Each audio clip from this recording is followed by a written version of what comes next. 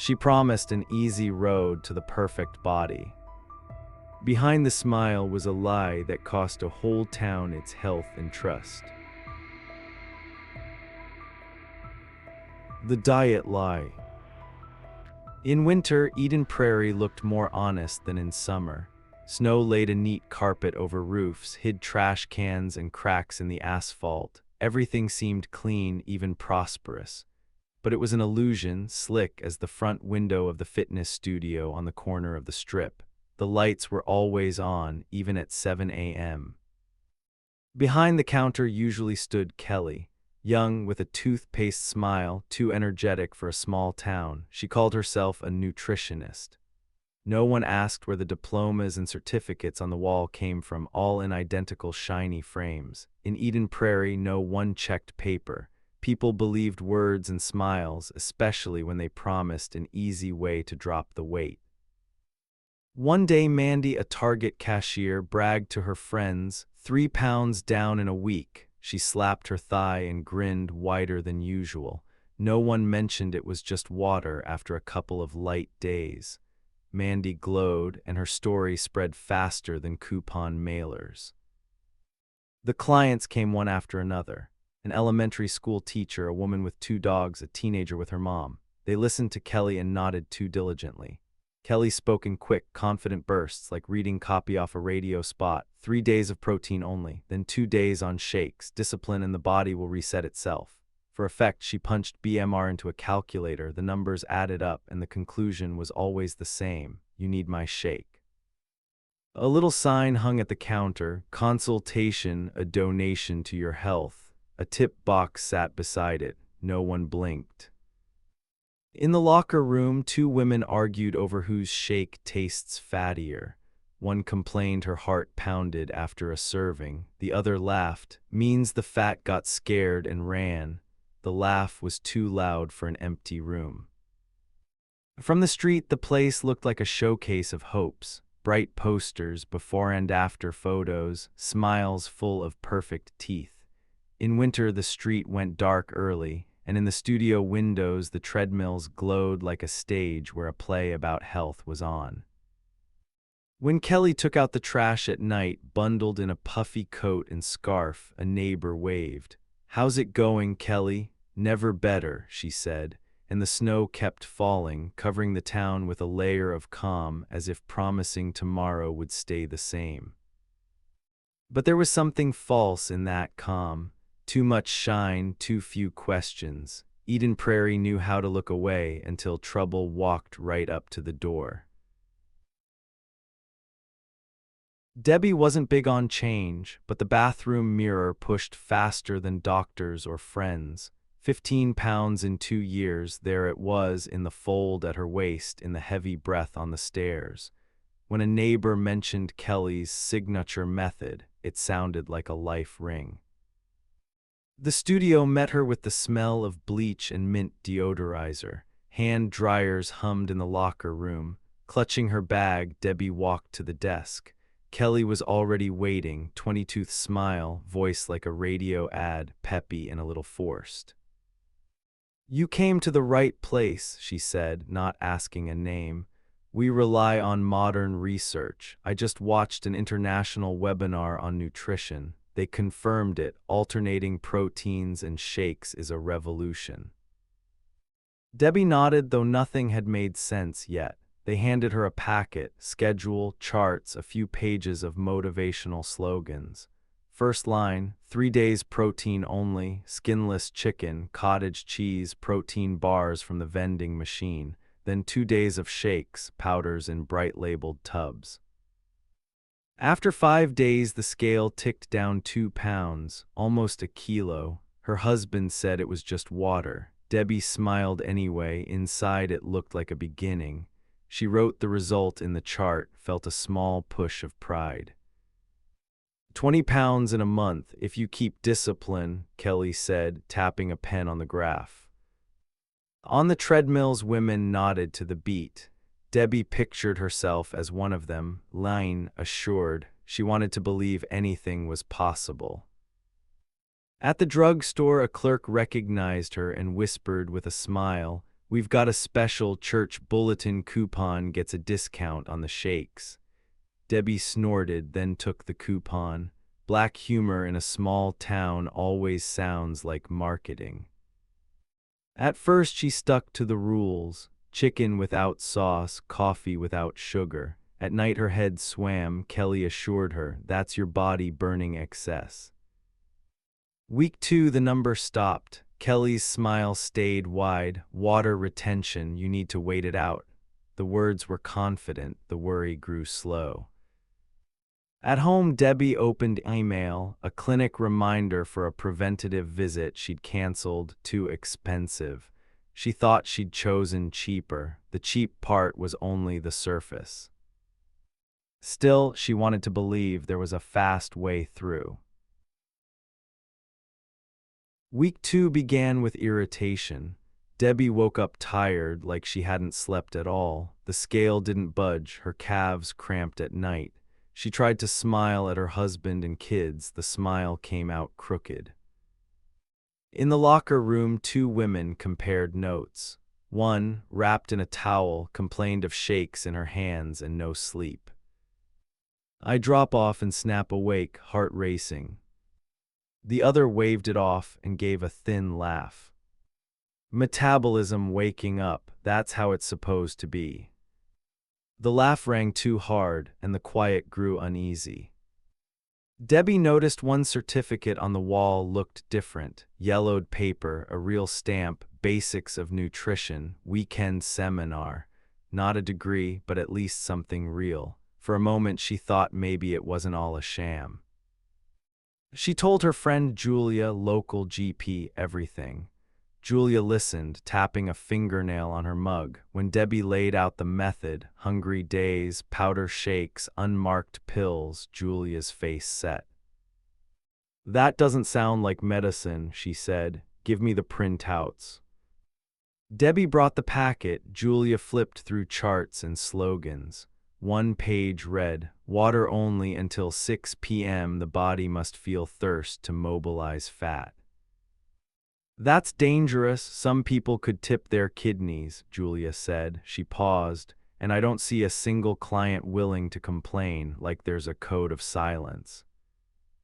Next day, Debbie went back. The studio had a strange discipline. The front desk girl stepped close and lowered her voice.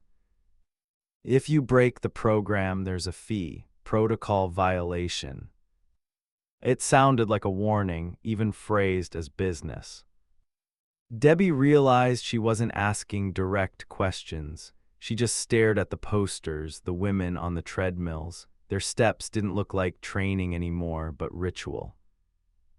The doubts grew, not in speeches, in sights. The too loud laughter over anxiety, the one real stamp under glass, the whisper about a fee. Together they made a pattern that was impossible not to see. Julia handed back the packet 2 days later. Red ink crawled across the pages. Where Kelly promised boosted metabolism via hard fasting, Julia wrote risk of anemia. Where metabolic pills were recommended, no labeling, likely stimulants. In the margin, her physician's stamp, hazardous. You have to stop, Julia said, closing the file. This isn't a method, it's a fake.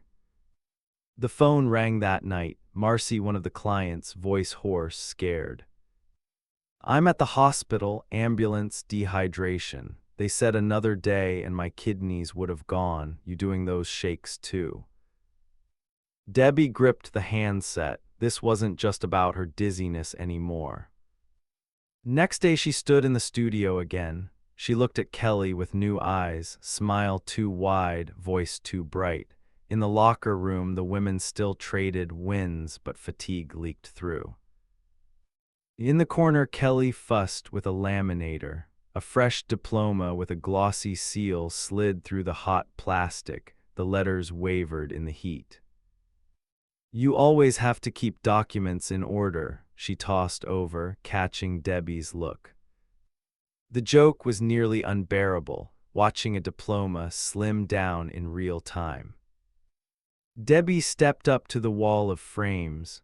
Under the glass lay a smudge from Kelly's black gloves, a dull streak along the corner, proof those papers had been handled too often. Later, Julia found a note tucked under her windshield wiper. Blue ink, block letters, stay out of other people's practice. No signature, no date, dry, cold. She showed it to Debbie, and Debbie felt space tighten in her chest. A shadow of pressure had entered their lives. Debbie went home early. The papers with Julia's red marks crackled in her coat pocket. She stopped thinking in words like doubt or hope. She had evidence she could see: diplomas, glove marks, a call from a hospital bed, a mean little note under a wiper. Facts weigh more than monologues. They formed a picture, and the picture wouldn't let go. The anonymous call to the Department of Health was quiet, without drama. A woman's voice gave the studio's address, Kelly's name, and said dangerous recommendations. The operator logged it and set the file on a pile. In towns like this, inspections start slow. The wheel turns anyway. Kelly tried to prepare. The day before the visit, she handed out thin sheets titled Confidential Business Agreement. It said the program was unique and disclosure carried a penalty. She told the women to answer in unison, "Yes, it's safe. Yes, it works." In the room, it felt like a school play rehearsal, everyone memorizing a cue. When two people walked in, a man in a gray coat and a woman with a yellow folder, the silence went church still. Clients froze. The inspectors introduced themselves and took out a portable scanner. The QR codes on the certificates wouldn't read. The device chirped a dry error. One woman gave a nervous laugh. The lobby radio blared, "Drop 15 pounds in 2 weeks, no effort, no doctors." The inspectors glanced at each other. The irony hung there by itself. Kelly led them to the wall of diplomas. The paper shone too white. She talked fast, showed certificates, opened drawers. The more paper she produced, the more it felt like scenery. One document sat a touch crooked. The font didn't match the seal. The clients went quiet. A woman flipped off her treadmill and came down. Debbie sat in a corner and watched, heart in her throat, palms damp. She saw Kelly trying to hold the falling scrim with her hands. "Are you practicing here as a licensed dietitian?" the man asked. "Of course," Kelly said instantly. "All documents on file." Her fingers trembled. The tremor told more than the line. The inspectors took copies of the diplomas and the proprietary shake formulas. They said they'd be in touch. Kelly walked them to the door, still smiling. When it shut, her shoulders sagged. By evening, the rumors ran. At the gas station, the cashier spotted the local news camera and said to the lens, "Real doctors cost money." This was monthly payments. Kelly tried to act normal, taught a class, cracked a joke. People listened to their doubts instead. Debbie knew the countdown had started. No smile could stop the wheel now. The findings came fast. For a small town, it was the kind of story people told in the post office line and on the school track. The conclusion was simple: no license, fake diplomas, a signature method that posed a health risk. On closing day, a few cars lined the curb. A silver sedan from the department, a patrol SUV, the white van from local news. The camera rolled and rolled. Kelly came out in a dark coat, hair neatly pinned. She tried to hold the note, said to the cameraman, "I've got an online course, hundreds of views, satisfied students, that's not nothing." It sounded small. A couple of real clients didn't turn a lie into truth. A reporter stepped closer. Kelly pressed her lips, offered, "I can comp you a VIP course, 10 pounds in 2 weeks. The reporter half smiled. "Cheaper at the gym." The camera caught the exchange. The irony laid itself over the scene. That night, the news ran a segment. A woman with her face covered said she'd landed in the hospital with arrhythmia after the method. Her voice shook, her words were plain. I trusted her and almost died. The damage was clearer than any frame on a wall. Debbie watched at home. Her husband shut off the TV, but the quiet was thicker than the picture. A confession was forming. She'd seen the flags, the glossy frames, the laughter through worry, the hungry headaches. She chose the fast way anyway. Now her lab orders sat on the table like a receipt for trust. The studio went dark, a crooked, closed sign, black windows. For most people it was another story to chew and forget. For Debbie, it was a bill due, owed not just by Kelly but by herself. Being a victim is easy. Harder to admit that complicity starts the moment you decide to believe a pretty lie. When the snow started again, the town looked quiet. For Debbie, calm no longer meant trust. It was the pause before the next illusion, sure to pop up nearby. Winter in Eden Prairie dragged on. Snow laid new layers, covered cracks and other people's tracks. The fitness studio sat like a dead patch on the corner. Dark windows, a closed sign hanging by one screw, faded before-after posters staring into nothing. Life flowed. After church they put out a spread, plastic plates of cookies, coffee and thermoses. Two women buzzed over new detox oils. One swore her liver shines now. The other said she adds drops to pancake batter for health. Their laughter sounded familiar, trust finding its next target.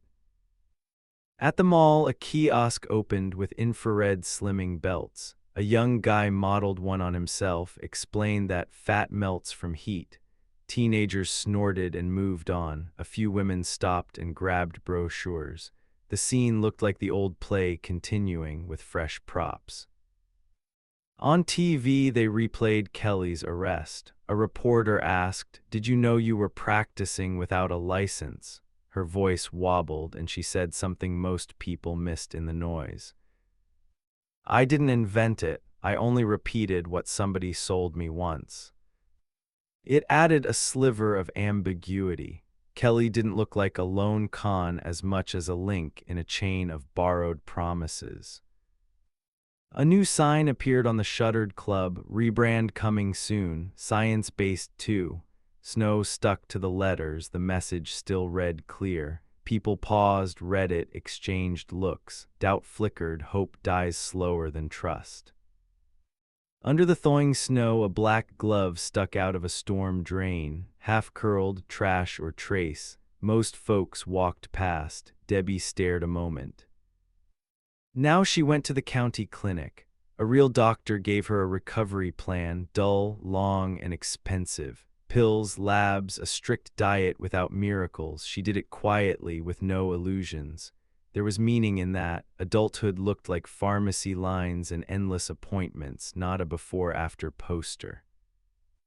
Snow fell again that evening, soft and noiseless. The town seemed calm, as if nothing had happened. The glove by the curb stayed anyway, a black mark on the white, a reminder that illusions don't disappear, they just change the sign.